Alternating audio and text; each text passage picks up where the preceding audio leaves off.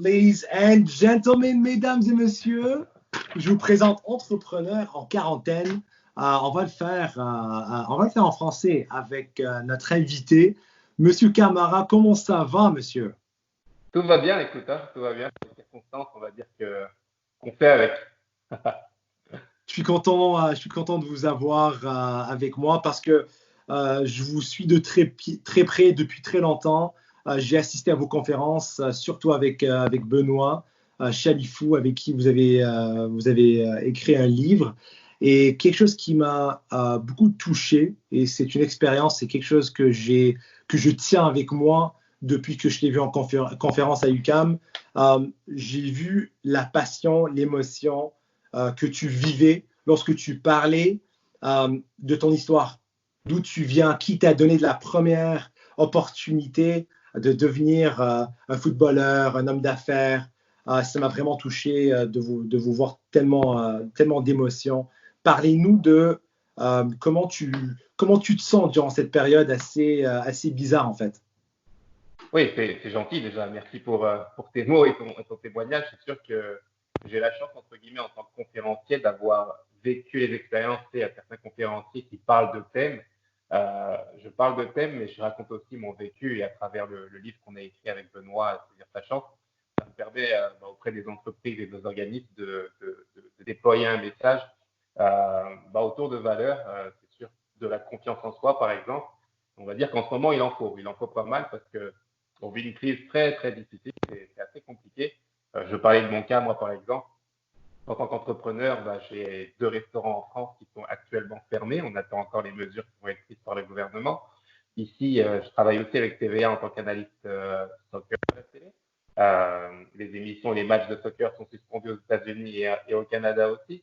Et à travers, si tu veux, les autres activités que j'ai, tout est en stand-by comme ça. Donc, c'est pour un entrepreneur quelque chose qui peut être très perturbant.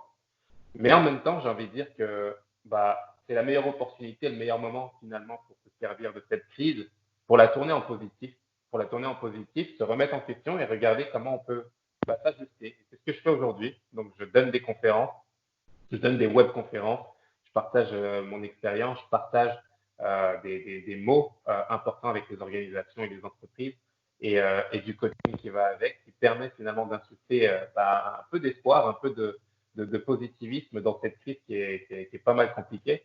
Et je parle aussi, j'ai lancé un petit mot aussi après un sondage que j'ai lancé sur les réseaux sociaux. J'ai dit que j'espérais que les gens, une fois le déconfinement mis en place et lancé par le gouvernement, vont sortir du confinement dans lequel ils se sont mis eux-mêmes pendant des années à travers le négativisme qu'ils ont dans leur tête ou l'incertitude.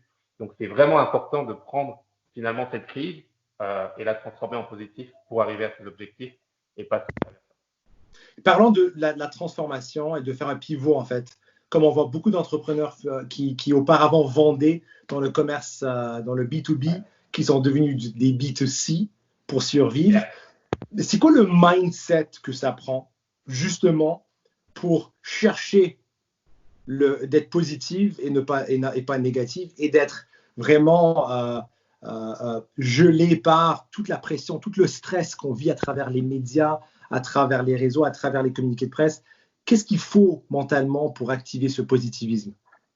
Oui, c'est vrai, il y a tout qui est réuni finalement pour nous mettre dans une situation d'inconfort, d'incertitude. Et tu sais, l'humain, c'est un peu ça, on est une éponge, on absorbe tout ça, finalement beaucoup plus ce qui est négatif que le positif. Donc, je pense qu'il faut arriver à avoir pas mal de hauteur par rapport à tout ça, absorber l'information, pas la nier, au contraire, elle existe, elle est là, c'est une situation difficile, il faut l'absorber, la prendre en compte, mais regarder, grâce à ça, qu'est-ce qu'on est capable de faire finalement. Pourquoi? Parce que c'est sûr qu'on peut être facilement assis sur une certaine zone de confort par rapport au travail et par rapport au réseau qu'on a dans l'activité dans laquelle on est. Et puis là, tout d'un coup, on doit absolument pivoter parce que tout ce dont on avait établi ne marche plus aujourd'hui, ne marche plus en tout cas. Je vais donner un exemple concret. Tous les conférenciers aujourd'hui qui ont l'habitude d'être dans des salles, d'avoir cette habitude de relationnel avec les gens, de parler et de s'offrir finalement des contrats avec ça, aujourd'hui, ils ne peuvent plus le faire. Ils peuvent plus le faire. Donc, comment tu fais pour pivoter? Est-ce que tu es capable justement d'établir un plan qui fasse que sur le web, tu arrives à donner la même émotion que tu peux donner dans une salle.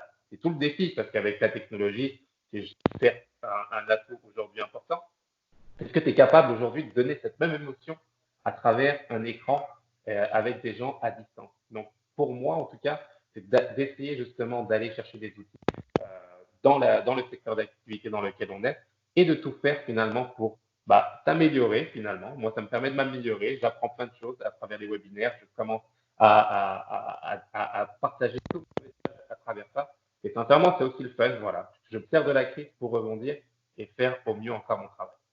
Alors, une des choses que j'ai toujours apprécié de toi, c'est lorsqu'on te voit sur les réseaux, lorsqu'on te voit à la télé, qu'on te rencontre en personne, tu es la même personne.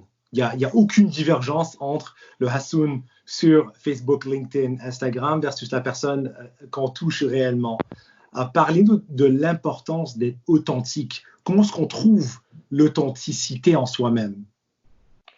Oui, merci pour tes mots là encore, mais c'est vrai que j'ai envie de dire que j'avais pas le choix en fait d'être authentique dans un sens. Pourquoi? C'était tout simplement pas une stratégie, moi, de me présenter au monde. Je suis arrivé à Montréal ici en tant que joueur de soccer, en tant qu'athlète de haut niveau, et puis les gens m'ont connu à travers ça. Donc c'est difficile finalement d'arriver et tout d'un coup changer de statut et de façon de s'exprimer ou d'être d'un coup d'un seul pour avoir des opportunités de travail. Non, c'est pas comme ça.